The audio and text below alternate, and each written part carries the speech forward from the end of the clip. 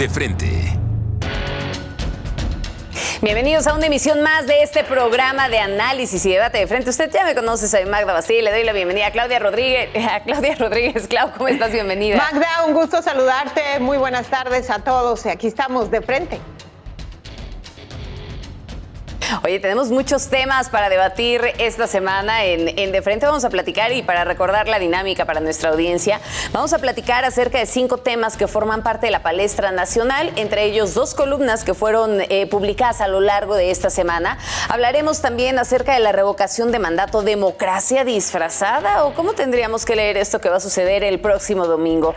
Hablaremos también de la reforma electoral, y el Instituto Nacional Electoral está en la mira del presidente. Y bueno, finalmente platicaremos acerca de la reforma eléctrica. Todo parece indicar que ya es tiempo de definiciones. Así que comenzamos. Si te parece, Claudia, tenemos 3 minutos para fijar una postura ante cada uno de los temas que voy a mencionar a continuación. Empiezo con la primera columna que fue publicada en El Financiero, escrita por Enrique Quintana, en donde habla que bueno, ya se perciben estos movimientos de las fuerzas electorales y que no es viable que la reforma constitucional a la ley de la industria eléctrica transite. La Corte marcó un suspenso. Ese suspenso vamos a profundizarlo más adelante con otra de las columnas que vamos a discutir. Sin embargo, pues habla de que vamos a conocer poco a poco cuál es el desenlace de esta discusión. Por una parte, en la Corte, y por el otro lado también en la legislatura. ¿Qué va a pasar en el Congreso? ¿Qué va a pasar en la Corte? Aún está en suspenso. Un tema sumamente difícil, tomando en cuenta que no es solamente un tema de los mexicanos. Y lo hemos estado viendo ya en las últimas semanas, cuando Estados Unidos ha decidido también intervenir en ese asunto, tomando en cuenta pues que hay muchos temas en común, inversiones estadounidenses multimillonarias que están en un compás de espera desde que el presidente de la República dijo: espérenme tantito, paralizamos todo, algunas cosas se quedan congeladas, y esto ha implicado ya pérdidas millonarias. Y obviamente hay un contrato, hay un acuerdo a través del TEMEC en donde ya se hicieron diversos compromisos a nivel internacional, y Estados Unidos no está dispuesto a quedarse callado, y lo hemos estado viendo en estos últimos días, en donde precisamente este columnista hace relación a este tema y cómo la representante comercial de los Estados Unidos, Katherine Tai, ya intervino a través de una carta y deja claro: mucho cuidado con las decisiones que se toman. ¿Por qué? Porque se están afectando acuerdos internacionales. Yo creo que de ahí la presión en la Suprema Corte, que lo vimos el día de ayer, cuando hace este compás de espera y dicen: mejor le seguimos el jueves. Sí, por supuesto, los intereses económicos y los intereses políticos, inclusive, que hay de por medio, ¿no? Ya decía que de eso vamos a profundizar más adelante. Sin embargo, bueno, sí hay que recordar que han sido varias las visitas por parte de gente de altos funcionarios de Estados Unidos, como en el caso de John Kerry, que también lo vimos en las últimas semanas venir a nuestro país acompañado de 20 empresarios, en donde, bueno, se discutía parte de esta reforma eléctrica, y que todo parece indicar que bueno, pues el presidente no quedó muy conforme con la visita, ¿no? Porque había 2 versiones totalmente diferentes. Por una parte, la que tenía en ese momento John Kerry, y por la otra la que daba el presidente, ¿no?, ante los medios de comunicación, en donde se decía que no estaba involucrado Estados Unidos en estas mesas de análisis para poder verificar cómo estaba avanzando la discusión sobre la reforma eléctrica. Es por un lado, ¿no?, los temas internacionales, pero también hay que decir la postura que esta misma semana ya tuvo el PRI, quien se había mantenido entre como el sí y el no: déjame pensarlo, déjame ver cómo te lo explico, y que ya en esta misma semana dicen: no, nosotros no vamos a favor de esta reforma, dejando pues ya como un hecho de que lo que tenía ya el presidente en cuanto a votos a través de sus propias bancadas, Morena y sus aliados, pues no les alcanza para hacer estas modificaciones. Ahora, ¿qué es lo que va a pasar con el PAN y el PRI? Pues pero vamos a ver. ¿No te parece que es pronto para precipitarse en torno a la postura del PRI?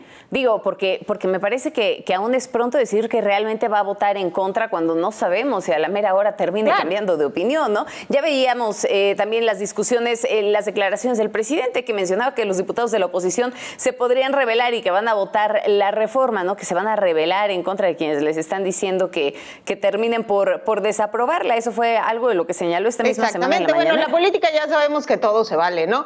Y del PRI podemos esperar muchas cosas. Entre esto también, que después de haber fijado una postura, diga siempre no y voy a favor de la reforma. Así que pues ya lo estaremos viendo la próxima semana. Solamente no olvidemos que en algún momento se hablaba del famoso primor. Eso se verá conforme avance la discusión. Hablemos también de la revocación de mandato. Democracia disfrazada. A ver, la consulta popular sobre esta revocación de mandato ha sido uno de los temas más polémicos durante la administración de Andrés Manuel López Obrador, inclusive desde que estaba en campaña, ¿no?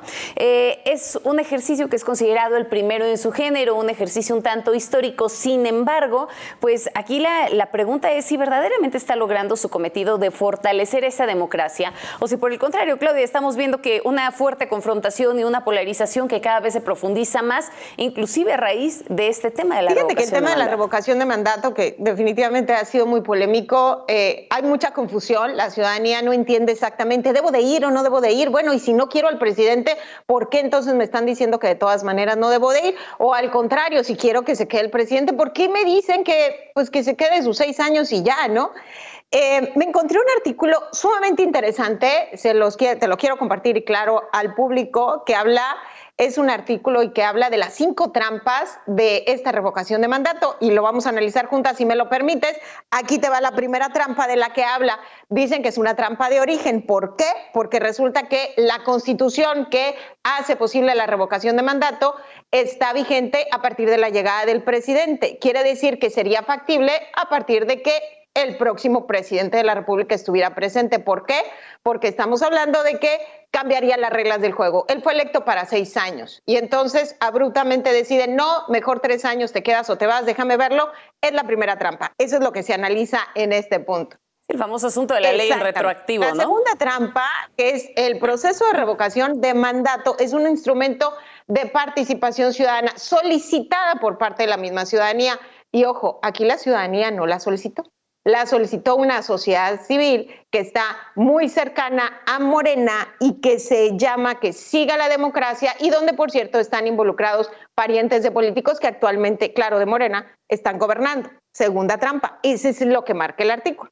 Tercera trampa, dicen, el no participar se traduce en que no quieres formar parte del juego. O sea, no quieres que esto sea realmente vinculante. Acuerda que tiene que votar el 40% del padrón electoral, lo que se traduce en miles de personas. Es para correcto. Que realmente, y aparte, pues que el 50+1 esté de acuerdo en una misma. 37.129.287 ciudadanos para ser precisos. Esa sería la cifra que representaría el 40% de los ciudadanos registrados en la lista nominal. Y que aparte, pues nominal. 50+1 tomen una postura, ¿no? Aparte, ¿no? O sea, la misma postura, la inmensa mayoría.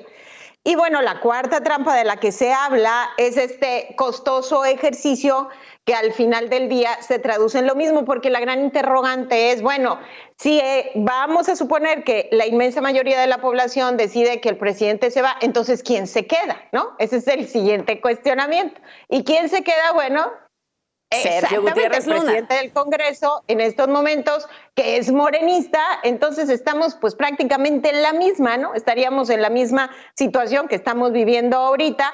Y bueno, la verdad es que esto, hablando de la quinta trampa, nos pone justo en este lugar, hablando de un tema cuando deberíamos estar tratando muchos otros que son sumamente importantes para la ciudadanía.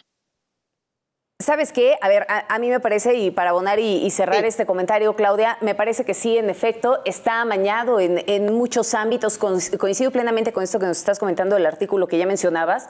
Adicionalmente, yo diría que bueno, cambia directamente la vocación que tiene la revocación de mandato desde el momento en el que se está hablando pues de un instrumento para legitimar, ¿no? Que es prácticamente lo que se está buscando, como darle un segundo aire a este momento del presidente que ya lo sabemos, todo el tiempo está en campaña, pero sí marcaría un reto fundamental. Si realmente fuera un ejercicio democrático como se debe, en la esencia de lo que se estaría buscando, bueno, pues aquí tendríamos que estar mencionando el tema de la participación ciudadana. Y ojo, porque en la anterior consulta ciudadana que hubo, que fue para el asunto de los presidentes, solamente se logró menos de un 8%. Entonces me parece que el reto es grande y de ahí el hecho de que veamos tan empeñados, ¿no?, al gobierno federal y a sus afines en promover esta revocación de mandato. candidato, les interesa que lleguen muchas personas a las urnas para poder legitimar este proceso que estamos viendo. Eso nos lleva también a hablar del Instituto Nacional Electoral, que bueno, ya sabemos, prácticamente se lo han agarrado como costal de papas para golpearlo en todo momento, Claudia, porque si bien es cierto, ya lleva varios años el propio presidente con ese coraje enraizado a raíz de los supuestos fraudes electorales que sufrió y del que se ha sentido víctima durante todos estos años, y que bueno, ha terminado de fortalecer ahora con un instituto que finalmente lo llevó al poder, pero que ahora pues ya está promoviendo una reforma electoral con la que se plantea, entre tantas cosas, que el pueblo elija a los consejeros electorales, que cada uno de los poderes proponga a 20 ciudadanos, que recorte el financiamiento al Instituto Nacional Electoral y que termine por eliminar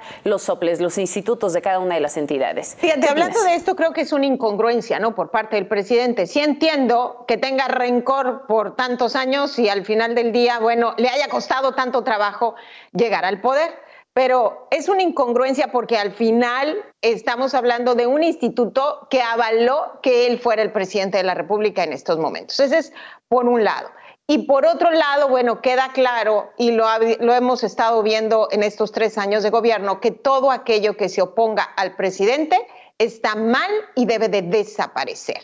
En vez de tener un proceso incluyente, de análisis, de debate, de que todos somos uno, el presidente sigue desuniendo a México, divide y vencerás, bien lo que dice la frase, y esto una vez más entra en este tema. ¿Y que lo ha logrado el presidente en cuanto a dividir a México? Efectivamente sí, ahorita estamos en una lucha encarnizada tremenda, cualquier publicación en redes sociales, bueno, te puede llover de todo, ¿no? No importa lo que publiques, te llueve de todo. Y esta guerra que ha hecho entre los mexicanos también ya se está reflejando en el INE. Las últimas encuestas de varios medios de comunicación, pues es que, ¿sabes qué? ¿Sabes qué? Incongruente y no. O sea, porque me dices, bueno, es un tanto incongruente el hecho de que si lo está llevando al poder y demás, que lo esté atacando, pero te voy a decir una cosa, el presidente ha sido sumamente congruente en su intención de querer destruir pues las pocas autonomías que le quedan al país, ¿no? O esas autonomías que durante tantos años ha costado trabajo construir. Entonces, yo creo que en ese sentido es más congruente que otra cosa y tiene claro por qué va, hacia dónde va. El asunto aquí es que yo creo que no le va a alcanzar la cantidad de votos dentro del Congreso para poder hacer pasar una reforma constitucional, y en dado caso de que pasara en la Cámara de Diputados, muy probablemente con los pocos equilibrios que todavía llega a haber en el Senado, pudieran llegarlo a parar un poco, ¿no? Aunque lo cierto es que va por la autonomía del instituto. La prueba de fuego va a estar con la reforma eléctrica. Primero esa va a ser, y ahí nos vamos a dar cuenta qué es lo que va a pasar con el Instituto Nacional Electoral. Pero lo que sí, ya para terminar mi idea nada más, también... Pues yo creo que antes con la revocación de mandato, ¿no? O sea, con la revocación de mandato, casi porque ya sabemos el final de la historia de la revocación de mandato, ¿eh? O sea, somos un país apático y creo que lo vamos a reflejar el próximo domingo, entre los que no creemos que esto realmente se tendría que estar llevando a cabo y entre la misma ciudadanía, que es muy poca participativa. Así que creo que si para la presidencia de la República apenas alcanzamos ese 40% con muchas casillas por todos lados, en un proceso en donde el 100% de la ciudadanía entiende, difícilmente, la verdad, se va a lograr lo que el presidente quiere. Y con esto, de los 2 puntos, el presidente se va a sentir ganador, ¿no? Va a decir, bueno, la ciudadanía quiere que me quede, evidentemente por eso no fue ni siquiera a votar, así que no importa que cualquier sea el resultado, la respuesta del presidente casi la podemos leer. ¿Sabes qué? Prácticamente si habláramos de esa revocación, o sea, a ver, para que realmente se lograra la cantidad de gente que se necesita, ese 40%, tendrían que acudir a votar prácticamente la misma cantidad de personas que acudieron en las elecciones presidenciales en donde justamente el presidente ganó. Lo dudo, sobre todo como pinta en este momento el asunto de la oposición. Y bueno, yo creo que de ahí se va a colgar el presidente, pues para poder continuar dándole de golpes al Instituto Nacional Electoral. Aquí lo importante va a ser el ganador. No importa los 2 escenarios. Pero lo importante va a ser el papel que juegue la oposición para poder defender a estos órganos autónomos que todavía quedan, ¿no? Hablamos antes de que cambien, nomás una pregunta y la dejo al aire. ¿Cuál oposición? Dime nada más. ¿No? Desde ahí empezamos ya con eso. Claro. A ver, vámonos con la siguiente columna porque el tema se sigue calentando. A ver, la Corte bajo presión de Salvador García Soto, publica en El Universal. Y ¿sabes qué? Déjame chutarme aquí sí parte de la entrada de esta columna para que podamos contextualizar a la audiencia, porque menciona que ya llegó la verdad, llegó la hora de la verdad en este debate polarizado.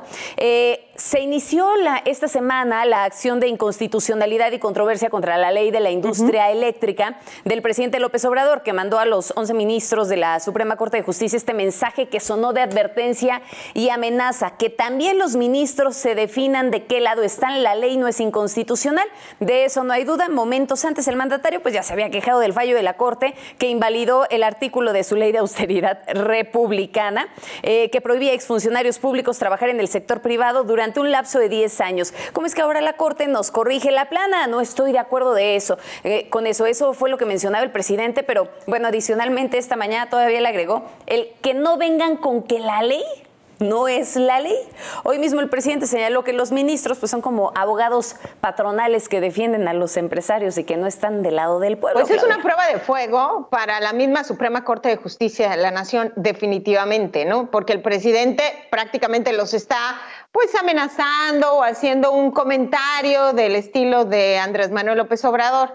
Así que ahorita la pelota caliente o la papa caliente sí la tiene la Suprema Corte, definitivamente ahorita tiene que demostrar si realmente es un organismo autónomo o depende, o ya hay un filtro ahí y ahora sí depende de las decisiones del presidente. Muy difícil la decisión que tiene que tomar la Suprema Corte de Justicia, definitivamente sí. Hay algunos, a ver si tú me puedes aclarar, hay algunos columnistas que manejan que tienen que ser 4, quien digan que sí, hay otros que manejan que tienen que ser 8, los que digan que sí es inconstitucional, pues, la propuesta del presidente. Aquí veo una discrepancia nada más en los datos que he estado leyendo, pero pues lo que vimos, nos dejaron escuchar a 3 nada más, 2 señalando que es inconstitucional y una a favor. Así que tengo entendido 4. Que son 4. Aquí el asunto está en que no nada más está en juego la reforma eléctrica, está en juego también la validez de la Suprema Corte de Justicia de la Nación. A ver, creo que en ese sentido la Corte ha dado muestras de coherencia en algunos otros momentos y yo esperaría que en esta ocasión también así fuera. ¿Recuerdas el asunto de la ley Saldívar? Ahí podríamos mencionar uno de estos ejemplos, ¿no? Podríamos citar el otro con el caso de Gertz Manero, ¿no? Esta situación, este caso que fue sumamente controversial y que, bueno, ya vimos cómo poco a poco se liberó en la última semana. Tenemos en este momento la reforma eléctrica. Ya hay 2 ministros que bueno, no están muy a favor, que son los que se están mostrando dentro de estas participaciones. Lo que a mí sí me preocupa, y por eso te citaba esta frase que mencionaba hoy en la mañana el presidente, decía que no vengan con que la ley es la ley, porque bueno, me parece que esta frase es muy preocupante, el hecho de que el presidente lo esté mencionando de esta manera, porque tal parece que bueno, ya todo el mundo se ha vuelto experto, pero en violar la ley, ¿no? Y el hecho de que no se estén respetando las leyes, el hecho inclusive de que esta ley que se está discutiendo realmente sea nombrada como algo inconstitucional, pues, o que fuera nombrada por el contrario, ¿no? Como algo constitucional, nos deja ver que no se está respetando la ley porque se siguen sin respetar las leyes a mitad del camino. Se quiere cambiar totalmente el panorama de lo que se está haciendo y no hay garantías. Pues bueno, por eso nada más, en Claudia, este tema son 800,000 millones de pesos que podría pagar el gobierno mexicano en indemnizaciones por estar cambiando las reglas del juego. Y estamos hablando de inversiones tanto en México como en Estados Unidos. Y ahorita lo que decías de violaciones de la ley, lo que vivimos este fin de semana en Coahuila y aquí en Sonora, donde el propio secretario de gobierno viene y dice abiertamente que le echó mentiras al presidente de la República, que le dijo que venía a una reforma eléctrica, pero no, yo vengo a apoyar la revocación de mandato y si quiere venir el INE por mí, pues que venga y si me hace que no me puede correr. Estas también son las declaraciones que da y ya sabemos todo lo demás, las violaciones a la ley que se están cometiendo desde el mismo gobierno. Pues, ¿qué podemos esperar? Y vamos al punto, que no le vengan con que la ley es la ley, porque entonces ahí está la clara muestra, ¿no? Desde los más altos niveles del gobierno no se está respetando esa ley. Y nos vamos pues ya prácticamente al último tema, la reforma eléctrica, tiempo de definiciones. A ver, platicamos ya acerca de la Suprema Corte, que realmente ha estado durante mucho tiempo bajo una presión inmensa por parte del presidente, por parte de los legisladores de oposición, por parte de la sociedad civil, por parte de todo el mundo.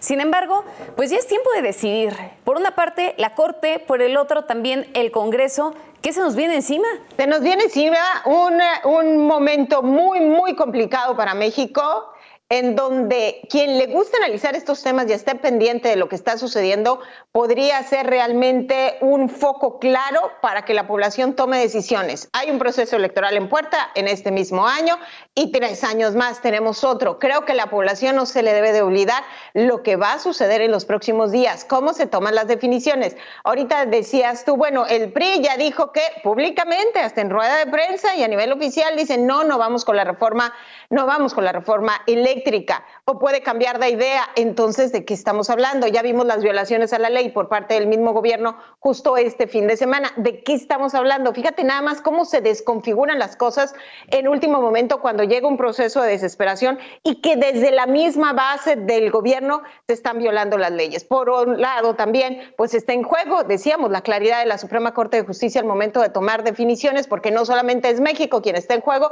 es la relación bilateral, es Estados Unidos, es pagar miles de millones de dólares. Bueno, pero ¿pasa o no pasa? Si pasa o no pasa, pues difícil, la verdad es que responder en estos momentos, difícil responder. Yo no podría decir sí o no, sobre todo cuando estamos hablando de políticos.